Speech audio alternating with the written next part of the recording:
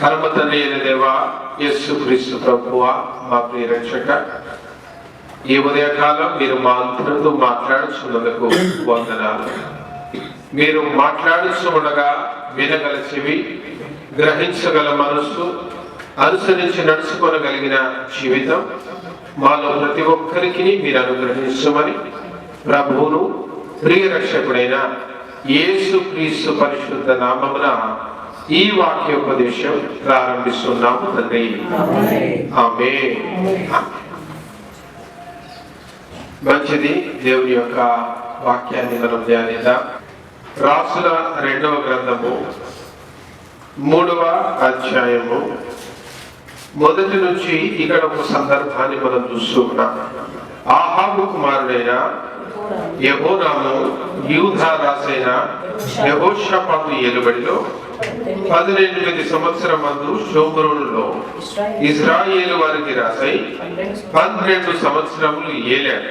అయితే ఇతడు తన తల్లిదండ్రులు చేసిన ప్రకారము చేయక తన తండ్రి నిలిపిన బయలుదేవతా స్తంభములను తీసివేసిన గాని యెహోవా దృష్టికి చెడుతనము చేయుట మానకుండెను. ఈరోజు మనము ధ్యానించే అంశమే చెడుతనము చేయుట మానుచున్నామా? ఈరోజు మనల్ని మనం ప్రశ్నించుకోవాల్సిన అవసరం ఉన్నది. చెడుతనము చేయుట మానుచున్నామా? దేవునికి ఇష్టంగానే కనపడుతున్నాం, ప్రార్థన చేస్తున్నాం, మరి ఆదివారం ఆరాధనకు వస్తున్నాం, జీవిత కాలం అంతా కూడా చక్కటి పాటలు పాడుతున్నాం, సువార్త ప్రకటిస్తూ ఉన్నాం, ప్రజలందరికీ చూసేటట్టుగా చాలా మంచివాడు అనే పేరైతే పొందుకుంటున్నాం. కానీ ప్రజల దృష్టి వేరు, దేవుని యొక్క దృష్టి వేరు. దేవుడు మన హృదయాంతరంగములను పరిశీలించు దేవుడు. ఆయన తెలుసు, ఆయన ఎరిగిన వాడు. అందుకే దావీదు గురించి మాట్లాడుతూ నా హృదయానుసారుడు. దావీదు గురించి ఏం సాక్ష్యం ఇస్తున్నాడు? నా హృదయానుసారుడు. మోషేను గురించి ఏం సాక్ష్యం ఇస్తున్నాడు? నా ఇల్లంతటిలో నమ్మకమైన వాడు. మనుషులు లోపాలు చూస్తూ ఉన్నారు. మోషే 2వసారి ఒక పెళ్లి చేసుకున్నప్పుడు తన సొంత అన్నైన అహరోను, అక్కైన మిరియాములే ఆయన మీద గురుక్కున్నారు, సనుక్కున్నారు. పైకి మంచిగానే మాట్లాడుతున్నారు, అవునా? మోషేని మంచిగానే మాట్లాడుతున్నారు, కానీ మనసులో గునిగింది. ఆ గురుగులను, సనుకులను దేవుడు విని వెంటనే వారిద్దరిని మొత్తగా కుష్ఠవ్యాధి వాళ్ళకనుకున్నారు. కుష్ఠవ్యాధి అనుకున్నారు. అంటే పైకి వందనాలు చెప్తున్నాం, పైకి నవ్వుతూ మాట్లాడుతున్నాం, పైకి బాగా బలకరిస్తున్నాం, కానీ ఆ వ్యక్తి గురించి మనసులో మనమేమనుకుంటున్నామో ఇవన్నీ హృదయాంతరంగములను ఎవరెరిగినవాడు? దేవుడికి తెలుసు. ఇప్పుడు నేను నీతో మంచిగా మాట్లాడిననుకో, అన్నయ్య ఎంత మంచివాడు కదా అని అనుకుంటాం. ఎందుకు? మంచిగా మాట్లాడినా, మంచిగా పలకరించి, చూసి మంచిగా నవ్వుతున్నా, మంచివాడు కదా అని అనుకుంటా. కానీ నీ గురించి ఏం కోరుకుంటున్నాను, ఏం చదువుకుంటున్నాను, నీ గురించి ఏమంటున్నాను అది నాకు ఒక్కడికే కదా. కానీ ఇక్కడ ఒక విషయం గ్రహించాలి, నాకొక్కడికే కాదు, నన్ను సృజించిన సృష్టికర్తైన ఆ దేవునికి తెలుసు. హల్లెలూయా. హృదయాంతరంగములను ఎరిగిన దేవుడు ఒకనున్నాడు. ఆయన దృష్టికి మనము ఎలా ఉన్నాం? భార్యతో నవ్వుతూనే మాట్లాడుతున్నాం, మరి భార్య గురించి ఏం చదువుకుంటున్నాం? భర్తతో నవ్వుతూనే మాట్లాడుతున్నాం, కానీ భర్త గురించి ఏం చదువుకుంటున్నాం? అత్తమామలతో ప్రేమగా మాట్లాడినట్టే కనపడుతున్నావు, కానీ వాళ్ళ గురించి నువ్వు ఈ మనసులో ఏమనుకుంటున్నావు? తోడి కోడళ్ళ గురించి, బంధుమిత్రాదుల గురించి, రక్త సంబంధికుల గురించి మంచిగానే పలకరిస్తున్నాం, మంచిగానే మాట్లాడుతున్నాం. బట్ రియాలిటీ ఏంటి అనేది నీ హృదయాన్ని సృష్టించిన దేవుడు చూస్తూ ఉన్నాడు. అందుకే ఇక్కడ ఒక చక్కటి మాట మనం గమనించాలి. యెహోవా దృష్టికి చెడుతనము చేయుట మానకుండెను. బయలుదేవతా స్తంభాలన్నీ కూలగొట్టాడు. ఈరోజు ఈ రాజుల గ్రంథంలో యెహోరాము అనే ఒక రాజుల గురించి మనం తెలుసుకోబోతున్నాం. యెహోరాము ఎవరు అంటే ఇశ్రాయేలుకు రాజు. ఆయన 12 సంవత్సరాలు ఇశ్రాయేలును ఏలాడు. ఇశ్రాయేలు రాజైన యెహోరాము, ఇంకా కరెక్ట్ గా చెప్పాలంటే ఆహాబు యొక్క కుమారుడు. ఆహాబు యెజబెలు తెలవనోళ్ళు ఎవరు కదా బైబిల్ చరిత్రలో? ఆహాబు యెజబెలు అనే కానీ వెంటనే గుర్తొచ్చే ఏముంది? అబద్ధ ప్రవక్తలు, బయలుదేవత స్తంభాలు కదండి. దాదాపు 850 మంది అబద్ధ ప్రవక్తలను ఇశ్రాయేలులో స్థాపించిన వారు. ఆహాబు యొక్క కుమారుడైన యెహోరాము ఆయన ఎలా ఉన్నాడనేది ఈ రోజు మనం బైబిల్ పాఠం ద్వారా మనం నేర్చుకోబోతున్నాం. ఈ యెహోరాము 2వ వచనం అంటుంది, ఇతడు తన తల్లిదండ్రులు చేసిన ప్రకారం చేయక తన తండ్రి నిలిపిన బయలు దేవతా స్తంభమును తీసివేసెను. అర్థమైందా? ఆయన ఏమేం చేశాడు? ఇశ్రాయేలు దేశమంతటా కూడా బయలుదేవతా స్తంభాలు నిలిపారు. తన తల్లిదండ్రులైన ఆహాబు, యెజబెలు సజీవుడైన దేవుని ప్రార్థన చేయడం పక్కన పెట్టారు. ఇప్పుడు ఇశ్రాయేలు దేశమంతా కూడా వాళ్ళ తల్లిదండ్రులు ఏం నిలిపారు ఆ రోజుల్లో? ఆషారాదేవి విగ్రహాలు అలాగే బయలుదేవత విగ్రహాలు నిలిపి మరి ఈ విగ్రహాలను పూజించాలి, విగ్రహాలు మా యాచనలు చేయాలంటే మరి ఇశ్రాయేలులో ఉన్న యాజకులకు ఆ పని రాదు. పాస్టర్ చేయగలరా పని? చేస్తారంటే పాస్టర్ పోయి చేస్తారా? పాస్టర్ బయలుదేవతకు అర్పించే ప్యాటర్న్ మరి ఆషారాదేవికి అర్పించే పూజలు చేస్తారా? చేయలేదు. కాబట్టి మా దేశం నుంచి ఆ బయలుదేవత ప్రవక్తలను, మా దేశం నుంచి ఆషారాదేవి ప్రవక్తలను, పూజాలను పిలిపించి సజీవుడైన దేవుణ్ణి ఆరాధించే ఇశ్రాయేలు దేశాన్ని పూర్తిగా ఎలా చేశారు? విగ్రహారాధనా దేశంగా మార్చేశారు. ఇక విశ్రాంతి దిన ఆచరణలు లేవు. ఇక విశ్రాంతి దినం దేవుని ఆరాధించేది లేదు. ఇక పుట్టుకలైనా, పురులైనా, తల వెంట్రుకలు తీసులైనా, పెళ్లిళ్ళైనా, పేరంటాలైనా, సావులైనా అన్ని దేని ప్రకారం మారిపోయాయి. ఇక వాక్యానుసారం ఏమీ లేవు. అసలు వాక్యమే లేదు. అసలు అప్పుడున్న ధర్మశాస్త్రాన్ని మట్టి కలిపేశారు. అసలు ఇక దేవాలయమే తెరవబడలేదు, బలిపీఠాలే లేవు. అన్ని కూడా విగ్రహారాధన ఆలయాలుగా మార్చారు. కాబట్టి తన కొడుకుడు ఆహాబు యొక్క కుమారుడు చేసిన ఒక గొప్ప కార్యం ఏంటంటే దేశంలో ఉన్న విగ్రహాలను మాత్రం అన్నింటినీ కొట్టి చేసేసాడు. దేశంలో ఉన్న విగ్రహాలయాలున్న వాళ్ళ అమ్మనాన్ని తయారు చేసిన ప్రతి గుడి గోపురాన్ని కూడా పూర్తిగా కొట్టి చేశాడు. అవన్నీ కూడా చేశాడు, మంచి పని చేశాడు. కానీ అక్కడ మాటది అన్ని నిలిపిన వాటన్నింటినీ కొట్టివేశాడు. గాలి గాలి అన్నాడంటే ఇంకా ఏదో సరి చేసుకోవాల్సింది ఉన్నది. ఏంటా గాలి? యెహోవా దృష్టికి చెడుతనము చేయుట మానకుండెను. That is the problem. తాత ముత్తాతలంతా కూడా పాత రోజుల్లో ఏం చేసేవాళ్ళు? మరి మన భారతదేశ ఆచార ప్రకారం మన తాత ముత్తాతలంతా మొక్కిన వాళ్ళే. రాళ్ళకు, రప్పలకు తెలిసి తెలవక వాళ్ళే దేవుళ్ళు అనుకుని మొక్కిన వాళ్ళు. తర్వాత సత్యాన్ని తెలుసుకున్నారు. ఒక దినాన సత్యాన్ని తెలుసుకున్నారు. సజీవుడైన దేవుణ్ణి ఎరిగారు. యేసే రక్షకుడని నమ్మారు. బాప్తిస్మం తీసుకున్నారు. ఈ రోజు ప్రభు బిడ్డలుగా విశ్వాసమందు నిలబడుతూ ఉన్నారు. ఇక్కడ ఉన్న ప్రాబ్లం ఏంటి అంటే ఎప్పుడో విగ్రహారాధన అయితే వదిలేశాం. ఇంట్లో ఉన్న విగ్రహాలన్నీ తీసవతల పడేశాం. నిమ్మకాయలు, అగరబత్తులు ఇవన్నీ అన్ని తీసైతే అవతలేసాం. కానీ మన చెడుతనాన్ని తీయలేకపోతున్నాం. ఏంటి చెడుతనము? ఈర్ష్య, అసూయ, ద్వేషం, కోపం కదా బాగా వస్తుంది అనుకుంటా. వీటిని ఏం చేయలేకపోతున్నాం, తీసేయలేకపోతున్నాం. That is the problem. ఆ రోజు నుంచి ఈ రోజు వరకు ఉన్న సమస్య అదే. విగ్రహాలు మొక్కితే పెద్ద పాపం అనుకుంటావు, కానీ దానితో సమానమైన పాపాలు ఇవన్నీ. విగ్రహాలకు అది కనపడేది, ఇది కనిపించదు కదండి. హృదయంలో ఉన్న పాపాలు తెలవకుండా తిట్టుకుంటున్నా, ఎదుటివాడికి కనపడకుండా ఎన్నో అనుకుంటున్నా, హృదయం లోపలే కుమిలిపోతున్నా. అందుకే కదా నెమ్మది లేని జీవితాలు. హృదయం తేటగా ఉంటే, హృదయం మనం కలిగి ఉంటే టైంకు తింటాడు, తిన్న జరుగుతుంది, టైంకు నిద్రపోతాడు. ఎంతమంది పేషెంట్లు అంటే ఈ రోజు మేము చూసేది నిద్ర రాదు. రోజు 40 మంది పేషెంట్లు అందుకే దాంట్లో 10 మంది సార్ నాకు నిద్ర రాదు. నిద్ర పిల్లలు ఏమన్నా రాస్తారా? డాక్టర్ గారు కొద్దిగా నిద్ర పిల్లలు రాయండి. ప్రతి 40 మందిలో 10 మంది ఉన్నారంటే 25% of the ill people, sick people are suffering. కానీ మనుషులు మాత్రం ఎంత ఈర్ష్యపడతారు. సొంత అక్క చెల్లెలు ఒకరినొకరు ఓర్వలేని పరిస్థితులు, సొంత అన్నదమ్ములు ఒకరినొకరు ఓర్వలేని పరిస్థితులు కదా.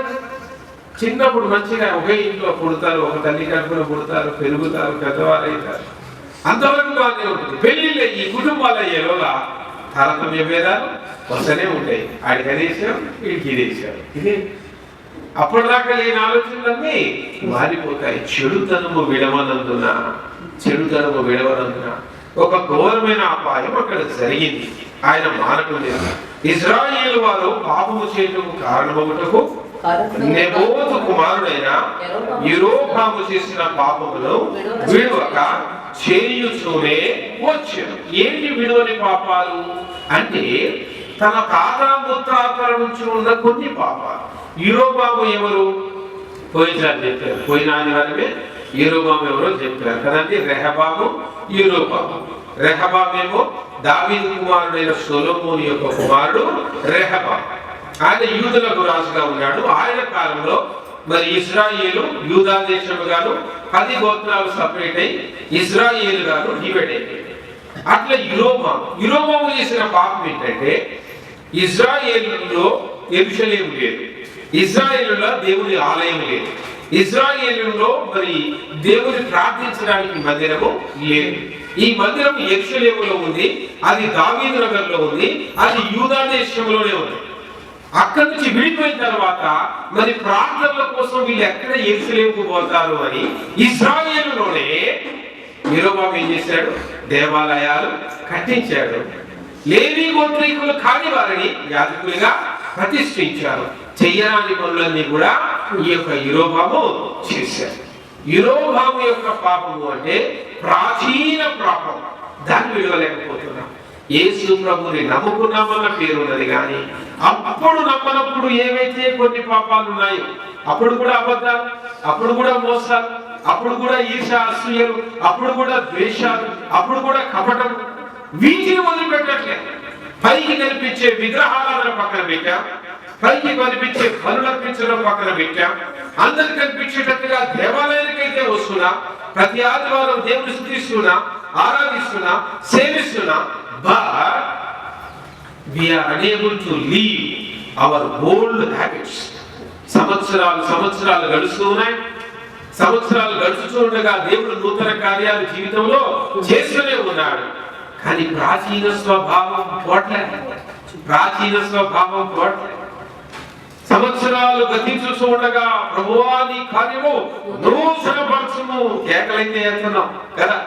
ఈ సంవత్సరం నూతనంగా నేనేదో ఒకటి చేయాలి అని అనుకుంటున్నాం. బాగుంది, నూతనంగా ఏదైనా చేయడానికి సిద్ధపడ్డా. నీవు పాత స్వభావాన్ని ఎందుకు విడవట్లేదు? ఎందుకంటే పూర్తిగా నీకు పాప విషయంలో సావలేదు. పాప విషయంలో ఏం కావాలండి? మారు మనసు పొందేవాడు. పాప విషయంలో ఏం కావాలి? చచ్చిపోవాలి. క్రీస్తులో తిరిగి జన్మించాలి. క్రీస్తునందున్నవాడు నూతన సృష్టి. యేసు ప్రభు నమ్ముకున్నారు అనేవాడు నూతన సృష్టి. Is a new beginning. నూతన సృష్టి. పాతని గతించాలి కదా. గతించకపోతే ఎట్లా? ఏదో పేరు మాత్రమే అట్లా చెప్పుకుంటున్నాం. మారాను అని చెప్పుకుంటున్నాం కానీ మారామంటూ వేషాలు వేస్తారు. ఆ వేషాలు సాగకపోతే అవునా? మరి ఆ రీతిగా మారామని చెప్పుకుంటున్నావు, నిజానికి మారామా? అది మన ప్రశ్న. పాపం విషయంలో చనిపోయామా? చెడుతనం విషయంలో చనిపోయామా? మనల్ని మనం పరీక్ష చేసుకోవాలి. చావడం అంటే ఏంటి చెప్పండి? చావడం అంటే ఏంటి? మళ్ళా ఏమాత్రం కూడా తిరిగి బ్రతకూడదు. ఉదాహరణకు నేనే ఉన్నాను, మీ ఇంటికి వచ్చాను, సడన్ గా చచ్చాను, ఇట్లా కింద అర్థం ఇట్లా పడుకోబెట్టారు, అవునా? లేపుతారు. అరే అన్న నువ్వు వస్తావని బిర్యానీ చేసిన, నువ్వు బిర్యానీ కూడా తినకుండా పుడుకుని సత్తే అన్న లేదంటే అరే బిర్యానీ చేసినా అయితే మళ్ళీ తిరిగి వస్తాను లగట్లే లేచిన సచినుడు మనం లేస్తానండి. అంటే వీడు సచినట్టు ఏం చేసిండో ప్రస్తుతం మనం చేసే భక్తి కూడా అలాంటిది. విశ్వాసులమని నటిస్తున్నాం, భక్తి పరులమని నటిస్తున్నాం, దేవుని నమ్మామని నటిస్తున్నాం. ఈ నటనే దేవుని దృష్టికి చెడుతనం. ఆ పాపము పోవాలి. తన తాత ముత్తాతల కాలంలో యెరోబాము చేసిన చెడుతనము విడవనందున వీడు దేవుని దృష్టికి చెడుతనము చేసిన వాడాయన, దేవుని దృష్టికి. కాబట్టి చెడుతనము మానుస్తున్నామా ప్రియులారా? మనల్ని మనం పరీక్షించుకోవాలి. ఇవి వదలేకపోతున్నారు, అందుకే దేవుని కార్యాలను చూడలేకపోతూ ఉన్నారు. చెడుతనం ఉన్నంత వరకు దేవుని కార్యాలు జరగవండి. ఆ జీవితంలో జరగవు కాక జరగవు. వీడి జీవితంలో అదే సమస్య అయింది. వీడి తల్లిదండ్రులైన ఆహాబు యెజెబెలు లేనప్పుడు శత్రు సైన్యమైన శత్రురాజు అయిన మోయాబు రాజు, ఆ రాజు పేరు మేషా కదండి. 4వ వచనం. మోయాబు రాజు అయిన మేషా అనేకమైన మందలు గలవాడే, 1,00,000 గొర్రె పిల్లలను, బొచ్చుగల 1,00,000 గొర్రె పొట్టేళ్లను ఇశ్రాయేలు రాజులకు పన్నుగా ఇచ్చుచుండేవాడు. ఎవడైతే పెద్ద రాజు ఉంటాడో వాడి కింద సామంత రాజు ఏం చేయాలంటే పెద్ద రాజు ఖచ్చితంగా కప్పం కట్టాలి, అంటే పన్ను కట్టాలి. ఇప్పుడు మనం ఇండివిజువల్ గా ఎట్లా పన్ను కడతామో, మరి దేశం నడవాలి, రాజ్యం నడవాలి అంటే పన్నులతోనే నడుస్తుంది. కాబట్టి పెద్ద రాజులు, జయించిన రాజులు, ఓడించిన రాజులు సామంత రాజులుగా వారి కింద పెట్టుకొని ప్రతి సంవత్సరం ఈ రీతిగా మాకు పన్ను కట్టాలి. మరి ఆహాబు యెజెబెలు ఉన్న రోజుల్లో పన్ను కట్టారు. వాళ్ళు చచ్చిపోయిన నెలలోగా వాడికి ధైర్యం వచ్చింది. శత్రు రాజైన మోయాబు రాజైన మేషాకు ఇక ధైర్యం వచ్చింది. ధైర్యంగా వచ్చి ఇక నేను పన్ను కట్టను పో అన్నాడు. పన్ను కట్టకపోతే ఇప్పుడు ఏం చేయాలా? వారిని లొంగదీయాలి, అంటే యుద్ధము జరగాలి. ఈ రీతిగా ఒక శత్రురాజులను ఎదిరించాడుగా. ఆ శత్రురాజు నేను యుద్ధంతో జయించడానికి వెళ్తున్నానని యెహోరాము అనే ఈ యొక్క ఇశ్రాయేలు రాజు ఎవరిని కలుపుకున్నాడట? ఇశ్రాయేలు పక్కనే యూదా ఉందిగా. ఒకప్పుడు ఇదంతా ఒకటేగా.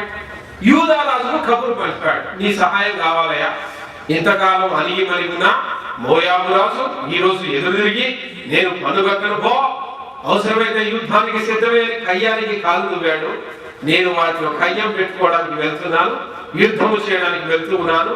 యూదా రాజు నీవు కూడా నాతో వస్తావా అని అంటే, ఈ ఇశ్రాయేలు రాజు యూదా రాజు ఇద్దరు యుద్ధానికి పోవాలంటే ఏదో అనే దేశం ఉంటుంది, అది దాటితేనే మోయాబు దేశం మీద యుద్ధానికి వెళ్ళాలి. ఈ ఏదోము రాజు దేశాన్ని కూడా దాటాలి. కాబట్టి ఆయన వీళ్ళు ఏం చేశారు? ఏదోము రాజును కూడా మరి మేము మోయాబు రాజు మీదకి యుద్ధానికి వెళ్తున్నాం, మీరు కూడా వస్తారా అంటే ఏదోము రాజు కూడా యుద్ధానికి బయలుదేరారు. ఇప్పుడు ఎంతమంది రాజులు బయలుదేరారు? ఒకటి అసలు కయ్యం ఏమడుదండి? ఇశ్రాయేలు రాజుకి మోయాబు రాజు, అదే కదా సమస్య. ఇశ్రాయేలు ఇశ్రాయేలు రాజుతో ఇప్పుడు ఎవరు చేయగలిగారు? యూదా రాజు చేయగలిగాడు, ఏదోము రాజు చేయగలిగాడు. అందరూ చేయగలిపి మొత్తానికి ముగ్గురు యుద్ధానికి బయలుదేరారు. అట్లా 7 రోజులు వారు బయలుదేరారు, ముందుకు సాగారట. చూడండి 10వ వచనం, 9వ వచనమా? ఇశ్రాయేలు రాజును యూదా రాజును ఏదోము రాజును బయలుదేరి 7 దినములు చుట్టూ తిరిగిన తర్వాత వారితో కూడానున్న గండువారికి పశువులకు నీళ్లు లేకపోయారు. అప్పుడు ఇశ్రాయేలు రాజు ఏమంటున్నాడు? కటకట ముగ్గురు రాజులమైన మనలను మోయాబీల చేతికి అప్పగింపవలెనని యెహోవా మనలను పిలిచినగా యెహోషాపాతు అతని ద్వారా మనము యెహోవా యొద్ద విచారణ చేయుటకు యెహోవా ప్రవక్తలను ఒక్కడైనను ఇచ్చడలేదా అని అడిగారు. ఇక్కడ వచ్చింది చూడండి. ఇప్పుడు ముగ్గురు రాజులైతే రోషంగా బయలుదేరారు. అది అరణ్యం. 7 దినాల ప్రయాణం సాగింది. ఉన్నాయో ఎన్నయో అవో ఇవో తెచ్చుకున్నాయన్నీ అయిపోయినాయి కదా. ఇవన్నీ కూడా పాత రోజుల్లో యుద్ధాలు జరిగేటప్పుడు ఈ బిర్యానీ క్యారీ చేసేవారు. అసలు బిర్యానీ ఎట్లా పుట్టింది అనే దానికి ఒక చరిత్ర ఉండాలి. అంటే ఆ కూరగాయలు ఇప్పుడు యుద్ధానికి పోయేటోళ్ళు కూర్చొని మరి ఏదో పంక్తి భోజనాలు చేసినట్టుగా గీరగాయలు కోసుకొని గిట్టలు కోసుకొని ఫ్రెష్గా అప్పటికప్పుడు వండుకునే టైం ఉండేది కాదు. కాబట్టి ఏం చేసేటోళ్ళు అంటే యుద్ధానికి వెళ్ళడానికి భోజనాన్ని ముందుగా సిద్ధపరిచేటోళ్ళు. ఏంటి అంటే మాంసాన్ని ఎండబెట్టడం అంటే డ్రై చేయడం. ఆ ఎండబెట్టి ఆ మాంసానికి మసాలాలు కలిపి ఈ బియ్యాన్ని దాంట్లో కలిపి ఎక్కడ ఏట్లో నీళ్ళు దొరికినా ఒక గిన్నెలో దాన్ని ఈ మసాలాలు కలిపిన ఆ మాంసము ఈ యొక్క బియ్యము ఆ యొక్క నీళ్లు పోసి ఆడ పెడితే చాలు రెడీమేడ్. ఈరోజు నూడిల్స్ తయారయ్యేటట్టు జస్ట్ 2 minutes అంటాడుగా అట్లనే ప్యాకెట్ కట్ చేయడం పోయడం.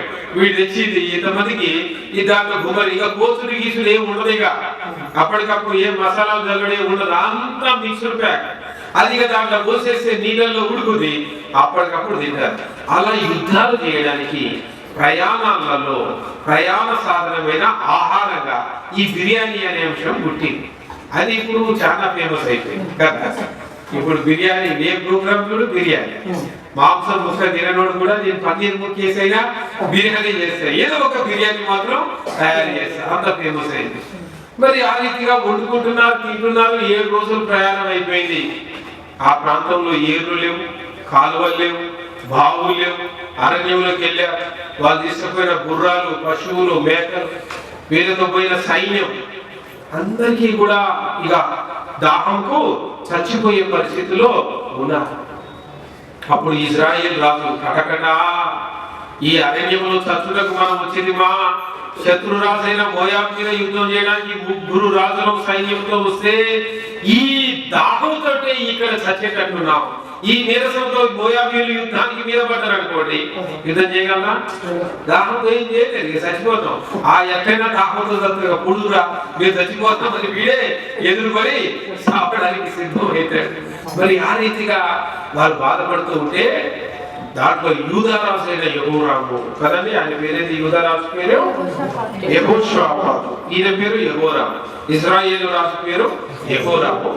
యూదారాజు అయిన యెహోషాపాతు ఆయన అంటున్నాడు, మనం దేవుని ప్రవక్త ఎవరైనా ఉంటే మనకి ఈ సమస్య నుంచి బయటే కాదు. ఇప్పుడు ఎవడు గుర్తొచ్చాడు? దేవుడు ఎప్పుడు గుర్తొచ్చాడు? చస్తావు కదా అనుకున్నప్పుడు. నిజానికి దైవభక్తి కలిగిన బ్యాచ్ అయితే ఈ బ్యాచ్ ఎంత బయలుదేరే ముందే ప్రార్థన చేసి, ప్రభువా మేము యుద్ధంలోకి వెళ్ళుదువా వద్దా చేయాలి కదండి. తాత ముత్తాతల నుంచి ఉన్న పనే కదా, ఇదేమన్నా కొత్త?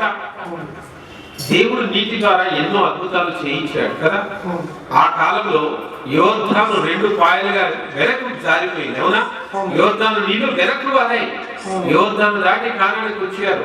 అసలు ఐగుప్తును దాటడానికి వచ్చినప్పుడు ఎర్ర సముద్రం అయితే గోడ కట్టినట్టు 2 పాయలుగా చీలిపోయింది. బండను నీళ్లను రప్పించాడు. నీళ్ళ ద్వారా ఎన్ని అద్భుతాలు! ఇవన్నీ ఇశ్రాయేలు యూదులు చూసినయే. ఏ కార్యం జరగాలన్నా బలిపీఠం కట్టాలి, దేవుని యొక్క చిత్తాన్ని తెలుసుకొని ఆ తర్వాతే ముందుకు సాగాలన్న విషయం యూదులకు తెలుసు, ఇశ్రాయేలులకు తెలుసు. యూదా ఇశ్రాయేలు రాజులు దేవుని దగ్గర ఏ మాత్రం విచారం చేయక ఏ ధోమీయుడైన ఒక అన్యరాజులు వారు సహాయం కోరి దైవ కార్యంలో అన్యుల ప్రస్తావన ఉందా? అసలు అన్యుని తోడు తీసుకపోవచ్చా? లేనే లేదు. ఒక అన్యరాజులు కూడా తోడుకొని పోయి వాళ్ళ అన్య పద్ధతులు వేరు. యుద్ధం చేయాలంటే వాళ్ళు బలిస్తారు, యుద్ధం చేయాలంటే బలిచింది తింటారు. ఆ బలిచిందని అందరు తిని ప్రసాదం లాగా ఇది చేస్తారు. ఇవన్నీ దేవునికి హేయమైన కార్యాలు, చెడుతనం, దేవుని దృష్టికి చెడుతనం. ఇలాంటి అన్యరాజులతోటి వీళ్ళు కలిసి ముందుకు సాగడం ద్వారా ఇప్పుడు ఆడ సమస్య. ఇప్పుడు ఇక దేవుడు గుర్తు వస్తున్నాడు. ఒక్కడైనను లేడా, ఒక్క ప్రవక్త కూడా మనకి ఈ సమస్య నుంచి బయటేయడానికి లేడా? ఉన్న వాళ్ళలో ఒకడు సమాధానం చెప్తున్నాడు. ఏలియా యొక్క శిష్యుడైన ఎలీషా అనే ఒక ప్రవక్త ఉన్నాడు. ఎలీషా అనే ప్రవక్త దగ్గరికి వెళ్తారు ఈ 3 రాజులు. ఎలీషా అనే ప్రవక్త దగ్గరికి వెళ్ళి సమస్యను చెప్తాడు. సమస్య చెప్పగానే ఎలీషా అనే ప్రవక్త ఏమంటాడు ఆ రాజుతోటి, మీ నాయన నిలిపిన బయలుదేవత ప్రవక్తలు అనేక విగ్రహ ప్రవక్తలు ఆరాధించే వాళ్ళు ఎంతో మందులుగా వాళ్ళు అనుకోవా. ఇప్పుడు వచ్చి సమస్య వచ్చిందని దేవుని దగ్గరకు వచ్చి ప్రార్థన చేయమంటావు, దేవుని దగ్గరకు వచ్చి ఈ సమస్య తీర్చమంటావు. ఇంతకాలం బయలుదేరే ముందే దేవుని చిత్తాన్ని తెలుసుకోవాల్సి ఉంది.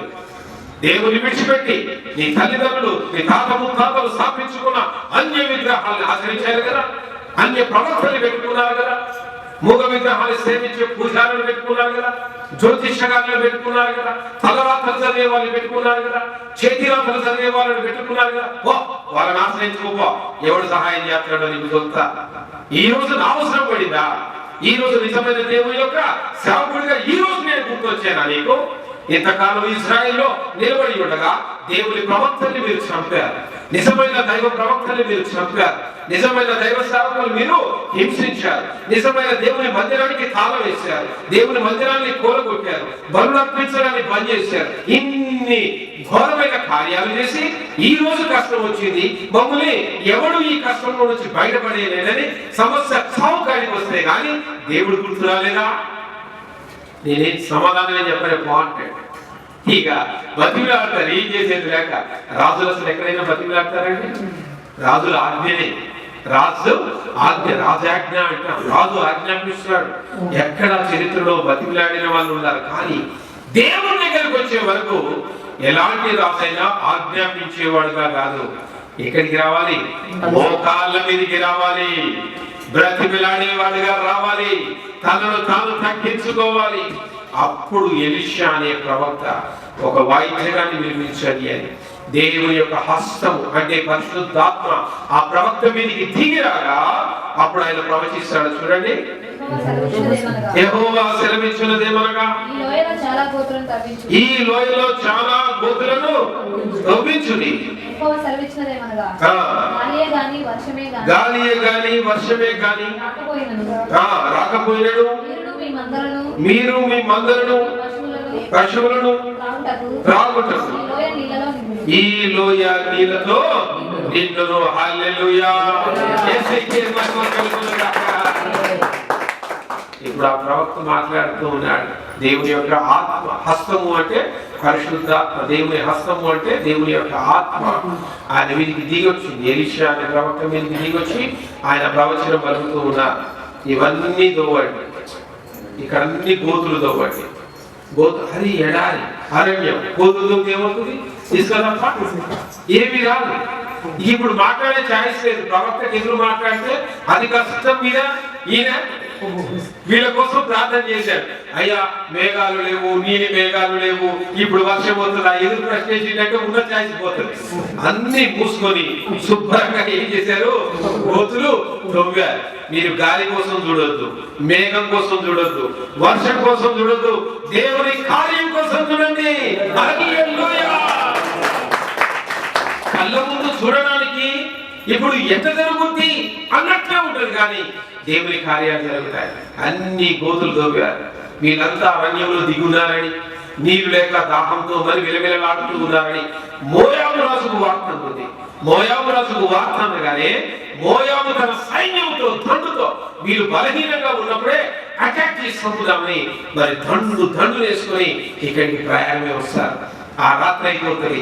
ఆ రాత్రి మోయాబు రాజులు ఆ యొక్క అరణ్యానికి చేరుతారు. ఏదో ఒక విధంగా తెల్లారి పట్టపగలు వీళ్ళని ఏదో రకంగా యుద్ధంలో చంపేయాలి అని వాళ్ళు అటువైపు ఉంటారు, వీళ్ళు ఇటువైపు ఉంటారు.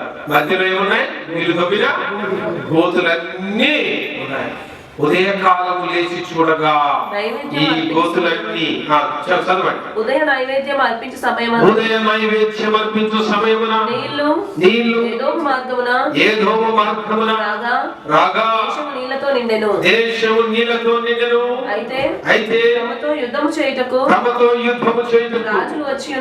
రాజులు వచ్చి ఉన్నారని మోయాబీయులు విని అల్పులనేమి ఆయుధములు ధరించుకొనగల వారందరినీ సమకూర్చుకొని దేశపు సరిహద్దునందు నిలిచిరి. ఉదయమందు వీరు లేచినప్పుడు సూర్యోదయ కాంతి నీళ్ళ మీద ప్రకాశించగా అవతలి నీళ్లు రక్తము వలె కనబడెను. ఎట్లా కనిపించిందండి? గోతులంతా కూడా నీళ్ళతోటి నిండున్నాయి. Early morning when sun rises, కదా, సూర్యుడు ఎప్పుడైతే ఉదయిస్తాడో, సన్ షైన్స్, ఉదయించిన సమయంలో సన్ ఎప్పుడైతే షైన్ అవుతుందో ఉదయకాలమే ఈ ఇంద్రధనుస్సులు కనపడతాయి. దాని నీటిలో ఉన్న 7 రంగులనే ప్రతిబింబిస్తూ ఉంటాయి. దాంట్లో ఈ రెడ్ ఎక్కువ డామినేట్ అవుతూ ఉంటది. ఎర్లీ మార్నింగ్ రేస్ లో చూడండి నీళ్లు ఎర్ర రంగులో కనపడతాయి. అవతల మోయాబీలకు ఆ నీళ్ళంతా ఎర్ర రంగులో చూసి ఈ ముగ్గురు రాజులు ఒకప్పుడు శత్రువులే, ఒకరికొకటి బడక యుద్ధాలు చేసుకున్న బ్యాచే. ఈ దాహానికి నువ్వు చేపట్టే ఈ పరిస్థితి వచ్చిందిరా అని ఒకరినొకడు పొడుచుకొని 3 సైన్యాలు సచ్చే ఉంటాయిరా. ఆ సచిన రాజులు సచిన సైన్యాల మధ్యలో బోలెడంత దోపుడు సొమ్ము ఉంటది. ఒక్కొక్కడి మీద ఉన్న వెండి బంగారము, వాళ్ళకున్న పశువులు, వాళ్ళకున్న గుర్రాలు, సమస్త సామగ్రి తండ్రి అని మోయాబీలు తెగమని వాళ్ళ మీదకి రాగా అప్పుడు ఇశ్రాయేలీ రాజులకు వెంటనే అలర్ట్ అయిపోయి వచ్చిన మోయాబీని వచ్చినట్టు ఆ సైన్యంలో హతమార్చి చంపేది. హల్లెలూయా! యుద్ధము యెహోవాదే. ఆమేన్. చూడండి దైవ కార్యాలు ఆ రీతిగా ఉంటాయి. యాక్చువల్గా అరణ్యంలో చావాల్సిన వాళ్ళు దేవుని ఎప్పుడైతే దైవ ప్రవక్తలు చేరారో, దేవుని మాటకు లోబడ్డారో, దేవుని మాటకు విధేయత చూపించారు, నిజంలో అరణ్యంలో వాళ్ళు గోతులు తూట అసాధ్యమైన విషయం. ఎందుకంటే ఆ పరిస్థితుల్లో నీరసంగా ఉన్నారు. 7 రోజుల నుంచి వాళ్ళకి ఆహారం లేదు. 7 రోజుల నుంచి దాహంతో గొంతు ఎండిపోయింది. అంత నీరసంలో వాళ్ళు లోబడ్డారు. కాబట్టి మన జీవితంలోని కొన్ని అలసిపోయిన క్షణాల్లో, నీరసించిన పరిస్థితుల్లో చెడుతనం మనల్ని ఆ పరిస్థితికి నడిపిస్తుంది. మనం చెడుతనం విడవనందున మన చెడుతనం ఎక్కడికి తీసుకొస్తుందండి? ఒకానొక సమయంలో ఇక ఓడిపోయాను, ఇక నేను అలసిపోయాను, ఇక నేను చనిపోతాను అన్న స్థితిగతులకు తీసుకొస్తాను. కనీసం ఆ స్థితిగతుల్లో అయినా నీవు దేవుని వైపు చూస్తే ఆయన నిన్ను రక్షించడానికి సిద్ధంగా ఉన్నాడు. నీ ఎదురుగా ఉన్న సమస్యను ఆయనే యుద్ధము చేసి హతమార్చి నిన్ను విడిపించడానికి సిద్ధంగా ఉన్నాడు. హల్లెలూయా! ఆమేన్. కాబట్టి మన చెడుతనమును మనము విడవాలి. ఏం మానాలండి? చెడుతనము మానాలి. ఏదో ప్రార్థన చేస్తున్నాను, చర్చకొస్తున్నాను, పోతున్నాను, ఆచారము కాదు. ఆయన మన హృదయములను ఎరిగిన దేవుడు, మన హృదయాలోచనలు ఎరిగిన దేవుడు. దేవుడికి యోగ్యమైన వారుగా దేవుడు దృష్టించినప్పుడు కదండి, దేవుడు చూస్తున్నాడా లేదా? నన్ను వెతకువారు ఎవరైనా కలరేమో అని దేవుడు ఆకాశం నుండి నరులను పరిశీలించుచుండెను. ఆయన చూచుచున్న దేవుడు ప్రియులారా, మన అవసరాలకు ఆయన చేరేటట్టుగా కాదు, ముందు నుండే దేవుడి చిత్తాన్ని తెలుసుకొని మనం మార్గంలో నడిస్తే దేవుడే మన ముందుని నడిపిస్తాడు. ఇశ్రాయేలు పగలు ఆయన మేఘ స్తంభముగా ఉండి నడిపించాడు, రాత్రిపూట అగ్ని స్తంభముగా ఉండి నడిపించాడు, పాలు తేనెలు ప్రవహించు కానాను స్వాస్థ్యంగా ఇచ్చాడు. ఈ లోకంలో ఉన్న మన పరిస్థితుల ముందు మన దేవుడు నడవాలి అంటే ముందు మనలో ఉన్న చెడుతనాన్ని మనం విడిచి శుద్ధ హృదయంతో మనం జీవించినప్పుడు ఆయనే మన ఎదురుగున్న సమస్యల్ని ఆయనే యుద్ధం చేసి మార్గము సరళము చేసి నడిపించగలరు. అన్ని కృప తండ్రి అయిన దేవుడు ప్రభు అయిన యేసయ్య మనందరికీ అనుగ్రహించినట్లుగా ప్రార్థన చేసుకుందాం. రండి, మోకరించండి.